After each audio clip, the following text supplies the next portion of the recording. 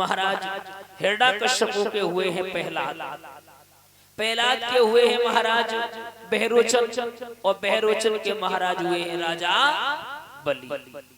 ये तो श्रोताओं राक्षसों के वंश की कथा रही। ये किनके वंश की रही? राक्षसों के वंश की। अब हम आपको सूर वंश की ओर लेकर के चल रहे हैं। सूर वंश में कई एक प्रतापी राजा हुए हैं, जिनमें महाराज अनबर, त्रिवदन, प्रदसु, सत्रवत और सत्रवत में महाराज हुए हैं हरिश्चंद्र। बड़े न्यायप्रिय राजा हैं। एक बात और बता दे श्रोताओं, महाराज हरिश्चंद्र के पिता का नाम है त्रिशंकु। अब त्रिशंकु का मतलब क्या होता है? दूसरा एक नाम और है सत्यव्रत। इनका नाम त्रिशंकु कैसे पड़ा?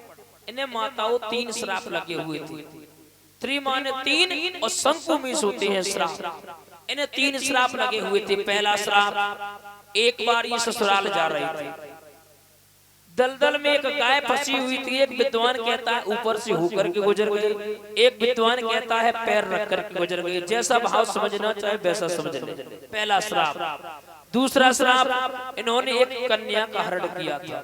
तीसरा श्राप, इन्होंने अपने गुरु का अपमान किया, स्वर्ग से उल्टे लटकाए गए। इनके मुख से कर्मनाशा नदी का निर्माण हुआ। इसी से महाराज इनका नाम त्रिशंकु पड़ा। अब देखेंगे महाराज हरिश्चंद्र। आप लोगों ने सुना होगा हरिश्चंद्र कितना सत्यवादी, न इस संसार में है, न हुआ और न होगा। लेकिन आज हम आपको बता रहे हैं हरिश्चंद्र कितना झूठा राजा, न इस संसार में है, न हुआ और न होगा। अब आप लोग मन में विचार कर रहे होंगे, सत्यवादी तो सुना है, झूठा राजा कैसे है? एक बात और बता दे श्रोताओं, एक बार ये झूठ बोले तो इनके शरीर में जलोदर रोग हो गया।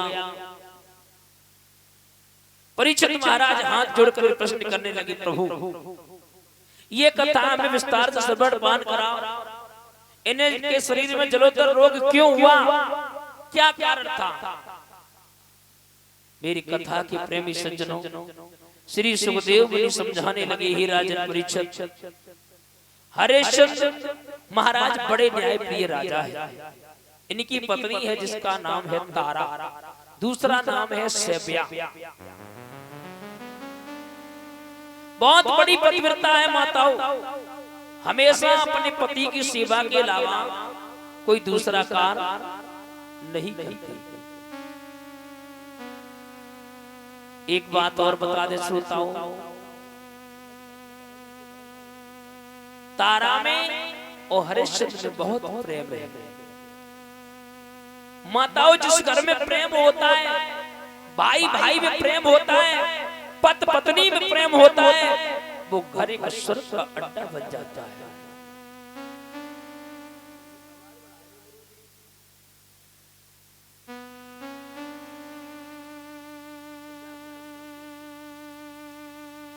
मेरी कथा के प्रेमी सज्जनों,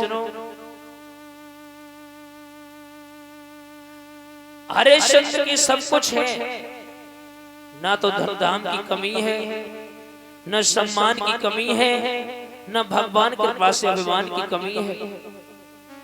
कमी सिर्फ एक है महाराज, कोई संतान नहीं है। एक बात और बता दे माताओं, संतान देना और ना देना और दे करके छीन लेना, ये परमपिता परमात्मा की कृपा हुआ करती है। सब कुछ है उनके पास में, लेकिन कोई संतान नहीं है। मन में विचार करती है, तारा अगर बाहर निकलती है तो देखते, कहते ये देखो बाँ जा रही है, कहते ये देखो बाँ जा रही है। और माताओं, किसी के मुख पर कह दो कि तू बाँझ है तो वो माँ रोती है। माताओं, एक बात और बताते, जिस घर में, जिस आंगन में नन्ना मुन्ना सा बालक होता है, उस आंगन की शोभा ही कुछ अलग होती है। और जिस घर में, जिस मैया की कोख से किसी संतान ने जन्म ना लिया हो, वो मार सामने तो माता हंसती है, लेकिन पीठ पीछे रोती है। एक बात और बता दें, एक ना एक दुख हर किसी के पास में होता है। किसी के पास में दौलत है तो बुद्धि नहीं है, किसी के पास में बुद्धि है तो दौलत नहीं है, और किसी के पास में दौलत और बुद्धि दोनों है तो महाराज उनके कोई संतान नहीं है। एक बात और बता दे श्रोताओं, ये दुख बहुत बड़ा बेशर्म है। कभी पत्नी का दुख तो कभी पति का दुख, कभी भाई का दुख तो कभी बहन का दुख। ये दुख बहुत बड़ा बेशर्म है। मैंने तो किसी को सुखी देखा ही नहीं है।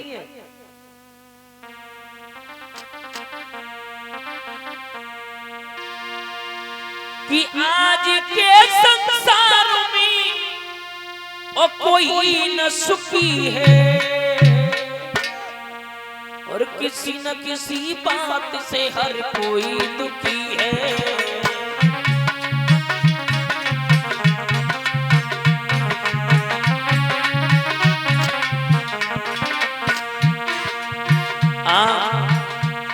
कोई दुखी संतान से, कोई संतान से, कोई दुखी अपमान से, कोई सम्मान से।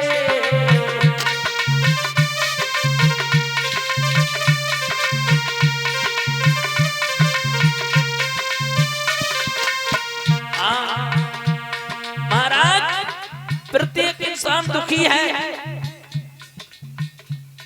घर घर में आज कल की महंगाई मार गई, घर गेहूं मिले उधार तो पिसाई मार गई, फैशन के तौर कपड़ा की सिलाई मार गई, और बाकी जो बचा तो ये जुदाई मार गई।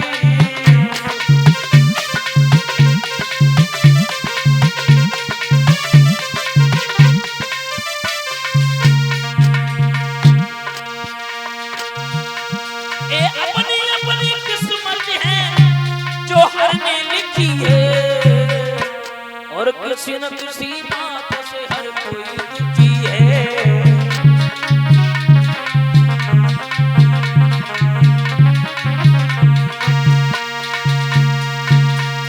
माताओं, एक ना एक दुख हर किसी के पास में होता है। मैया मन में विचार करती है, हे दीन बंधु भगवान, करें तो करें क्या। मन में विचार भी करती है, घर में कोई संतान नहीं है। एक दिन की बात है, इधर तो मैया तारा रोती है, और इधर एक दिन राजा हरिश्चंद्र ने मन में विचार किया, देखते हैं मेरी प्रजा में कोई दुखी तो नहीं है। उसी समय महाराज जैसे इतने शब्द सुने, मंत्री को साथ में लिया और भ्रमण करने लगे। भ्रमण करने लगे, आगे देखा एक महतरानी रहे, वो झाड़ू लगा रही थी। श्रोताओं, जैसे ही हरिश्चंद्र को देखा, चेहरों को देख करके झाड़ू तो वहीं पटक दी और मुख मोड़ करके माता रोने लगी। जैसे रोने लगी, हरिश्चंद्र कहने लगे, मंत्री इससे पूछ के आओ क्या दुख है, क्या परेशानी है। अभी तो ये हंस रही थी, क्यों रोई। मंत्री पास में गया, जवाब दिया, अभी तो तुम हंस रही थी, क्या बात है, क्यों रोने लगी, क्या कारण है। उसी समय जवाब दिया, आज मुझे पानी की बात तो छोड़ो, मुझे भोजन भी नसीब नहीं होगा। उसी समय जवाब दिया, क्यों। मंत्री गया, हरिश्चंद्र को बताया, प्रभु बस ये भूखी रहती है, इसे भोजन नसीब नहीं हो रहा है, इसलिए रो रही है। माताओं, एक दिन का नहीं, 2 दिन का नहीं, 5 दिन का भोजन दे दिया, जाओ आराम से भोजन करो। भोजन को तो दे दिया, लेकर के चली। जैसे ही माताओं अपने घर पर पहुंची, पति ने देखा तो माताओं पति ने बहुत पीटा और भोजन को फेंक दिया। मंत्री के कान में जैसी आवाज पड़ी, मंत्री रोता हुआ चिल्लाता हुआ महाराज हरिश्चंद्र से बोला, प्रभु हम भी नहीं रहेंगे तुम्हारी राज्य में।